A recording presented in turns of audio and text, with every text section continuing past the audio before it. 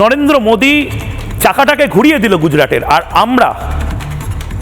আমরা নতুনভাবে চাকা আবিষ্কার করলাম, কাশফুলের চাকা। হাসছেন? ইয়ার কি না, সিরিয়াসলি আমরা কাশফুলের চাকা আবিষ্কার করলাম। সে কাশফুল দিয়ে বানানো চাকা একটু একটু করে গড়াচ্ছে, শব্দ হচ্ছে, এপাং ওপাং ঝপাং। আমরা সবাই ড্যাং ড্যাং আস্তে আস্তে করে সেই চাকাটা আমরা একটু একটু করে গড়াতে গড়াতে গড়াতে নিজেরাই জানি না যে কোথায় যাব, কোন খাদের দিকে যাচ্ছি। বিশ্বাস হচ্ছে না?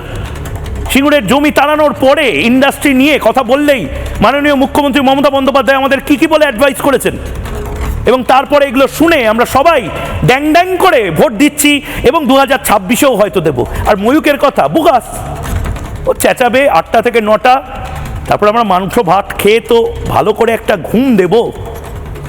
কতদিন? এই বাইটগুলো শুনুন আর ভাবুন। আমি অনেক সময় শুনি মাঝে মিষ্টির দোকান তো কই কার তো মিষ্টি নষ্ট হয় না, মিষ্টি কিন্তু ঠিক বিক্রি হয়ে যায়। অর্থাৎ একটা মিষ্টি দোকান কতগুলো ইনকাম করে আমি এটা বোঝাতে চাইছি।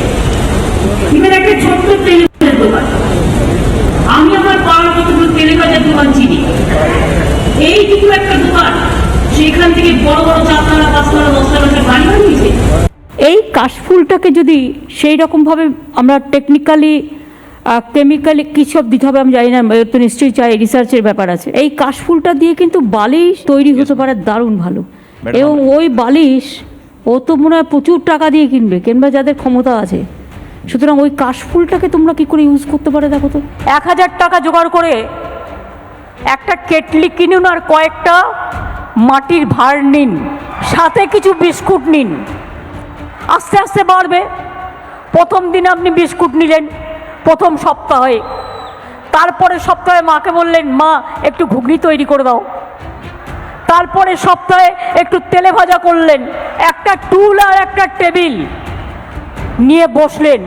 দেখবেন লোককে দিয়ে কুলোতে পারবেন না, আজকাল এত বিক্রি আছে। আমি যদি বলি ভাই যখন কিছু নেই 1000 টাকা নাও, দুটো চায়ের কেটলি কেনো, ঘর থেকে কিছু চা কিনে তৈরি করো, আর বিস্কুট নাও, বউকে দিয়ে ঘুগনি তৈরি করে আনো, দেখো প্ল্যাটফর্মে গিয়ে দাঁড়াও, বাস স্ট্যান্ডে গিয়ে দাঁড়াও, এই টাকা তোমার কত দিনে কত টাকায় দাঁড়ায়।